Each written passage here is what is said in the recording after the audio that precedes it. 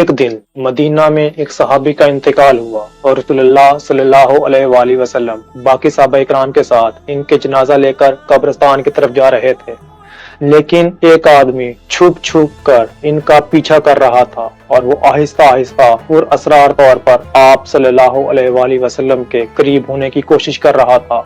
جیسے ہی مسلمان قبرستان پہنچے، یہ آدمی سیدھا آ کر آپ صلی اللہ علیہ وآلہ وسلم کے پیچھے بیٹھ گیا، لیکن اچانک آپ صلی اللہ علیہ وآلہ وسلم سمجھ گئے کہ یہ آدمی کیا چاہتا ہے، اور آپ صلی اللہ علیہ وآلہ وسلم نے اپنی کمر سے چادر ہٹا دی۔ اس آدمی نے آپ صلی اللہ علیہ وآلہ وسلم کی کمر پر مہر نبوت کا نشان دیکھا، اور یہ دیکھتے ہی وہ زاروں قطار رونے لگا۔ یہ دیکھ کر سب مسلمان حیران تھے کہ ہو کیا رہا ہے۔ چنانچہ آپ صلی اللہ علیہ وآلہ وسلم نے اس آدمی سے پوچھا کہ بتاؤ تم کون ہو اور تمہارا قصہ، تمہاری کہانی کیا ہے۔ اس آدمی نے اپنی کہانی شروع کر دی اور کہا کہ میں مدینہ میں ایک یہودی کا عام سا غلام ہوں، لیکن میں ہمیشہ سے ایسا غلام نہیں تھا، بلکہ میرا تعلق دنیا کی سپر پاور پرشین امپائر سے تھا، جہاں میرا باپ ایک بہت بڑا سردار تھا۔ یہ آدمی آگے جا کر ایک بہت بڑے صحابی بنے اور ان کا نام تھا حضرت سلمان فارسی۔ حضرت سلمان فارسی ایک سردار کے گھر پیدا ہوئے تھے، اس لیے انہوں نے بچپن میں کوئی کام نہیں کیا تھا اور ایک شہزادے کی طرح زندگی گزارتے تھے۔ وہاں وہ سارا دن اپنے خدا یعنی آگ کی عبادت کیا کرتے تھے، کیونکہ اس زمانے میں فارس کا مذہب زرتشت تھا، جس میں لوگ آگ کی پوجا کیا کرتے تھے۔ آپ کے والد آپ سے بہت زیادہ محبت رکھتے تھے، یہاں تک کہ ان کو کوئی چھوٹے سے چھوٹا کام تک نہ کرنے دیتے تھے۔ لیکن جب سلمان فارسی جوان ہوئے، ایک دن ان کے باپ نے انہیں گھر سے باہر کسی کام سے بھیجا۔ راستے میں انہیں ایک عمارت نظر آئی کہ جس سے کچھ عجیب و غریب قسم کی آوازیں آ رہی تھیں۔ جب وہ اس عمارت کے اندر گئے تو انہوں نے دیکھا کہ کچھ مسیحی عیسائی خدا کی عبادت کر رہے تھے۔ حضرت سلیمان کو ان کی آواز اور ان کی عبادت کا طریقہ بہت پسند آیا۔ انہوں نے اپنا سارا دن اسی چرچ میں گزارا اور وہیں اپنا مذہب چھوڑ کر عیسائیت کو قبول کر لیا۔ وہ اس سے اس قدر متاثر ہوئے کہ انہوں نے مسیحیوں سے پوچھا کہ مجھے بتائیں کہ یہ مذہب کہاں سے آیا ہے۔ ان لوگوں نے بتایا کہ اگر آپ صحیح معنوں میں عیسائیت سیکھنا چاہتے ہیں تو آپ کو پرشیا کو چھوڑ کر روم کی طرف جانا ہوگا۔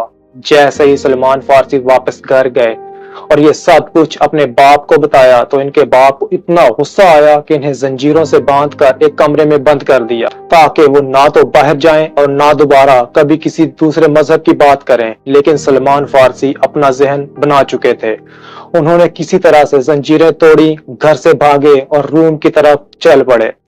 وہاں پہنچ کر وہ سب سے بڑے مسیحی عالم کے شاگرد بن گئے، لیکن کچھ ہی عرصے کے بعد انہیں سمجھ آ گئی کہ یہ عالم تو بدعنوان ہے، ایک کرپٹ انسان ہے جو دین کے نام پر لوگوں سے چندہ جمع کرتا ہے اور اپنے خزانوں کو بھر رہا ہے۔ جب یہ عالم مر گیا اور لوگ اسے عزت کے ساتھ دفنانے لگے تو حضرت سلیمان فارسی نے اس کے چھپائے ہوئے خزانے سب لوگوں کو بتا دیے اور اسے ایکسپوز کر دیا۔ یہ دیکھ کر لوگوں نے اسے دفنانے کی بجائے اسے کھمبے پر لٹکا دیا اور پتھر مارنے لگ گئے۔ اس کے بعد ایک نیا عالم، ایک نیا اسکالر آیا کہ جس کے بارے میں حضرت سلیمان کہتے ہیں کہ وہ واقعی میں ایک نیک انسان تھا۔ جب وہ عالم اپنی وفات کے قریب پہنچا تو حضرت سلیمان علیہ السلام نے اس سے پوچھا کہ مجھے کسی ایسے عالم کے بارے میں بتائیں کہ جو آپ کی طرح نیک ہو۔ اس نے انہیں عراق کے ایک عالم کا بتایا۔ اس طرح وہ شام سے عراق منتقل ہو گیا۔ وہاں بھی جب وہ عالم وفات پانے لگا تو اس نے انہیں ترکی کے ایک عالم کے پاس بھیج دیا۔ آخرکار جب ترکی کا وہ عالم بھی وفات کے قریب تھا تو حضرت سلیمان نے پھر وہی سوال دہرایا، لیکن اس عالم نے کہا کہ اب میرے بعد دنیا میں ہمارے مذہب کا کوئی بھی سچا عالم باقی نہیں رہا۔ چونکہ حضرت سلمان کے یہ اساتذہ نیسٹورین مسیحی تھے جو اس زمانے کے باقی مسیحیوں سے مختلف تھے، وہ حضرت عیسیٰ علیہ السلام کو خدا نہیں بلکہ صرف انسان اور اللہ کا رسول مانتے تھے، اور حضرت مریم علیہ السلام کو خدا کی ماں نہیں بلکہ صرف عیسیٰ علیہ السلام کی ماں سمجھتے تھے۔ یہ عقیدہ مسلمانوں کے عقیدے سے بہت زیادہ ملتا جلتا تھا۔ اسی آخری اسکالر، اسی آخری عالم نے حضرت سلیمان سے کہا، اے نوجوان، اب اس زمین پر کوئی ایسا نہیں رہا جس کے پاس میں تمہیں بھیجوں، لیکن اب وہ وقت قریب ہے کہ جب سرزمین عرب میں وہ نبی آئے گا جو حضرت ابراہیم علیہ السلام کے دین کو زندہ کرے گا۔ میں تمہیں اس کی چند نشانیاں بتا رہا ہوں۔ وہ پیغمبر حضرت ابراہیم علیہ السلام کے دین پر ہوں گے، وہ عرب کی سرزمین پر پیدا ہوں گے، وہ ایسی جگہ ہجرت کریں گے کہ جہاں کھجوروں کے بہت زیادہ درخت ہوں گے، وہ علاقہ دو لاوے والے والکینک پہاڑوں کے درمیان ہوگا۔ وہ پیغمبر کبھی صدقہ نہیں لیں گے لیکن ہدیہ قبول کر لیں گے۔ ان کی پیٹھ پر نبوت کا ایک خاص نشان ہوگا کہ جسے مہر نبوت کہا جاتا ہے۔ یہ نشانیاں سن کر حضرت سلمان نے اپنا سامان باندھا اور عرب جانے کی کوشش کرنے لگ گئے۔ انہیں ایک عرب قافلہ نظر آیا۔ انہوں نے قافلے والوں سے کہا کہ اگر تم مجھے عرب لے جاؤ تو بدلے میں تمہیں اپنی گائیں اور بکریاں دے دوں گا۔ وہ مان گئے، لیکن جیسے ہی وہ عرب کی زمین پر پہنچے، ان دھوکے باز لوگوں نے حضرت سلمان کو پکڑ کر ایک یہودی کے ہاتھ غلام بنا کر بیچ دیا۔ وہ یہودی انہیں مدینہ لے آیا۔ وہاں پہنچ کر حضرت سلمان حیران رہ گئے، کیونکہ یہ وہی شہر تھا کہ جس کی نشانیاں ان کے استاد نے بتائی تھیں، کھجوروں کے درخت اور دو پہاڑوں کے درمیان بسا شہر۔ وہ اس پیغمبر کا انتظار کرنے لگ گئے کہ جس نے آ کر پھر پوری دنیا کو جہالت کے اندھیروں سے نکالنا تھا۔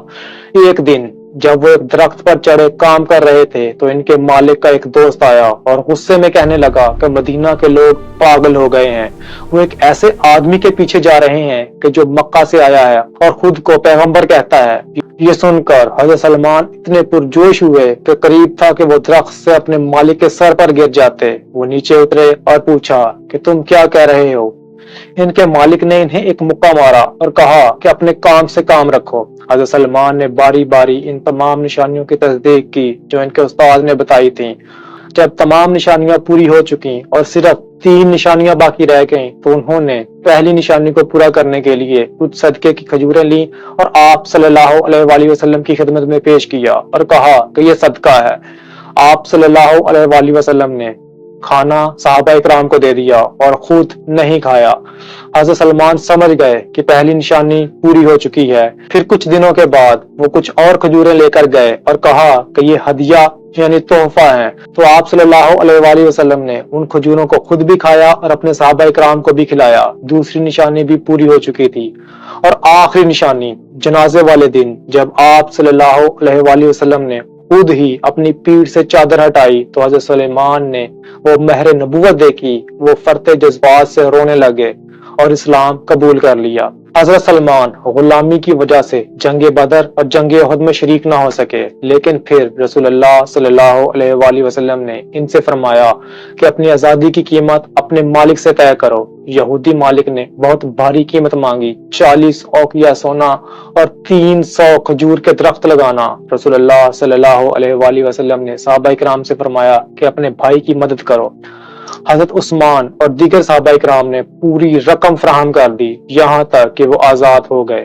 آزادی کے بعد جنگ خندق کا موقع آیا جب کفار کا 10,000 کا لشکر مدینہ پر حملہ کرنے کے لیے آ رہا تھا، تو حضرت سلمان نے مشورہ دیا کہ شہر کے گرد خندق کھود دی جائے۔ یہ اہل عرب کے لیے ایک بالکل نیا آئیڈیا تھا جو انہوں نے فارس میں سیکھا تھا۔ حضرت سلمان نے کہا کہ فارس میں جب دشمن حملہ کرتا تو شہر کو بچانے کی خاطر شہر کے گرد خندق کھود دی جاتی تھی۔ آپ صلی اللہ علیہ وآلہ وسلم کو یہ مشورہ بہت پسند آیا اور اسی وجہ سے مدینہ محفوظ رہا۔ یہ ایک ایسی ٹیکنالوجی تھی کہ جس نے پورے مدینہ کو حضرت سلمان فارسی کی بدولت محفوظ رکھا۔ اس موقع پر انصار اور مہاجرین میں بحث ہوئی کہ سلمان کس گروہ سے ہیں، تو رسول اللہ صلی اللہ علیہ وآلہ وسلم نے تاریخی جملہ ارشاد فرمایا کہ سلمان نہ انصار سے ہیں نہ مہاجرین سے، بلکہ سلمان ہمارے اہل بیت یعنی میرے گھر والوں میں سے ہیں۔ یہ حضرت سلمان فارسی کے لیے سب سے بڑا اعزاز تھا۔ وہ ایک ذہین مشیر تھے۔ حضرت علی رضی اللہ تعالیٰ عنہ انہیں لقمان حکیم کہا کرتے تھے۔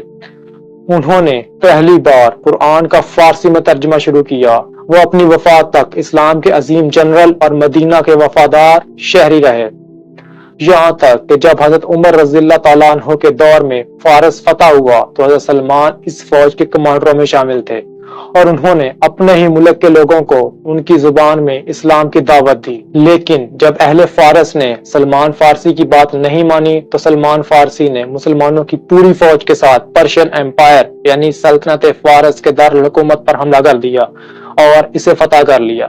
قادسیہ کی فتح کے بعد جب اسلامی لشکر آگے بڑھا اور ایران کا دارالحکومت مدائن بھی فتح ہو گیا تو یہاں حضرت سلمان فارسی کا کردار عروج پر تھا۔ مدائن فتح ہونے کے بعد جمعہ کے دن مسلمانوں نے شہر کے سب سے بڑی عمارت میں نماز جمعہ ادا کی۔ یہ پہلا جمعہ تھا جو اس شہر میں پڑھا گیا اور اس کا خطبہ دینے کی سعادت حضرت سلمان فارسی رضی اللہ تعالیٰ عنہ کو حاصل ہوئی۔ یہ غلام زادے کی سلطنت کے تختگاہ میں امامت کا تاریخی لمحہ تھا۔ اس کے بعد حضرت عمر رضی اللہ تعالیٰ عنہ نے حضرت سلمان کو ہی پوری پرشین امپائر کے دارالحکومت کا گورنر بنا دیا کہ جہاں ان کی تنخواہ 5000 سونے کے سکے تھی، لیکن وہ اپنی اس پوری تنخواہ کو ہمیشہ غریبوں میں بانٹ دیا کرتے تھے۔ اور اتنی طاقت ملنے کے باوجود حضرت سلمان رضی اللہ تعالیٰ عنہ کے پاس اپنا گھر تک نہیں تھا۔ آپ خود اپنے ہاتھوں سے محنت کرتے اور روزی کما کر کھانا کھایا کرتے تھے۔ اب حضرت سلمان رضی اللہ تعالیٰ عنہ کی عمر بہت زیادہ ہو چکی تھی، لیکن پھر بھی وہ انصاف کے لیے پوری خلافت میں کسی سے نہیں ڈرتے تھے، یہاں تک کہ ایک دن مدینہ میں حضرت عمر رضی اللہ تعالیٰ عنہ سارے مسلمانوں کو جمع کر کے ان کے سامنے خطبہ کے لیے کھڑا ہوئے۔ لیکن جیسے ہی انہوں نے اپنا خطبہ شروع کیا تو حضرت سلمان فارسی نے انہیں آواز دی اور کہا، اے عمر، ہم تب تک تمہاری بات نہیں سنیں گے جب تک آپ ہمیں یہ نہ بتائیں کہ آپ نے جو یہ نیا کرتا پہنا ہوا ہے اس کے پیسے آپ کے پاس کہاں سے آئے، کیونکہ مال غنیمت میں ہم سب کو ایک ایک کپڑا ملا تھا کہ جس سے ایک عام آدمی تو اپنے لیے ایک لباس تیار کر سکتا تھا، لیکن حضرت عمر چونکہ عظیم قد کاٹ والے آدمی تھے تو ان کا کرتا بننا ناممکن تھا۔ ان کے کرتے کے لیے ایک کپڑا نہیں بلکہ 2 کپڑے لگنے تھے۔ حضرت سلمان کی یہ بات سن کر خلیفہ عمر رضی اللہ تعالیٰ عنہ کو بالکل بھی غصہ نہیں آیا، بلکہ انہوں نے اپنے بیٹے حضرت عبداللہ کی طرف اشارہ کیا اور ان کے بیٹے نے وہاں سب سے یہ کہا کہ میں نے اپنے حصے کا کپڑا اپنے والد عمر کو تحفہ یعنی گفٹ کر دیا تھا، کہ جس سے انہوں نے اپنے لیے لباس تیار کروایا، کہ جس پر حضرت سلمان فارسی رضی اللہ تعالیٰ عنہ نے خلیفہ عمر سے کہا کہ اب آپ خطبہ شروع کریں اور ہم آپ کی ہر بات سنیں گے۔ اور آخر کار حضرت عثمان رضی اللہ تعالیٰ عنہ کی خلافت میں حضرت سلمان فارسی اسی پرشین امپائر میں کہ جہاں وہ پیدا ہوئے تھے بیمار پڑ گئے۔ جب حضرت سلمان فارسی مدائن میں بستر مرگ پر تھے تو مشہور صحابی حضرت سعد بن ابی وقاص ان کی عیادت کے لیے گئے۔ انہوں نے دیکھا کہ سلمان فارسی زارو قطار رو رہے ہیں۔ حضرت سعد نے حیرت سے پوچھا کہ اے ابو عبداللہ، آپ کیوں رو رہے ہیں؟ رسول اللہ صلی اللہ علیہ وآلہ وسلم تو آپ سے راضی ہو کر دنیا سے رخصت ہوئے تھے۔ حضرت سلمان نے جو جواب دیا وہ آج کے حکمرانوں کے لیے لمحہ فکریہ ہے کہ میں موت کے ڈر سے نہیں رو رہا، بلکہ مجھے رسول اللہ صلی اللہ علیہ وآلہ وسلم کا وہ عہد یاد آ رہا ہے کہ جو انہوں نے ہم سے لیا تھا کہ تمہارا دنیا سے تعلق اتنا ہی ہونا چاہیے کہ جتنا ایک مسافر کا زاد راہ ہوتا ہے۔ اور اب دیکھو کہ میرے ارد گرد کتنا سامان جمع ہو گیا ہے۔ حضرت سعد فرماتے ہیں کہ جب میں نے ان کے گھر کے سامان پر نظر ڈالی تو وہاں صرف ایک کاسا یعنی ایک پیالہ اور ایک تشت اور وضو کے لیے ایک برتن موجود تھا۔ یہ کل کائنات تھی اس شخص کی جو ایک عظیم صوبے کا گورنر تھا۔ آخر کار اپنی زندگی کے آخری دن انہوں نے اپنی بیوی کو اپنے پاس بلایا اور کہا کہ میرے بستر کی چاروں طرف ایک اچھی سی خوشبو یعنی پرفیوم کو چھڑک دو اور جا کر گھر کے سارے کھڑکی دروازے کھول دو، کیونکہ میرے پاس کچھ بہت ہی اہم مہمان یعنی فرشتے آنے والے ہیں۔ اس طرح سلمان فارسی جو کسی زمانے میں پرشین امپائر کو چھوڑ کر چھپ کر بھاگے تھے، اب اسی پرشین امپائر کے گورنر بن کر اس دنیا سے رخصت ہو گئے۔ انا للہ و انا الیہ راجعون۔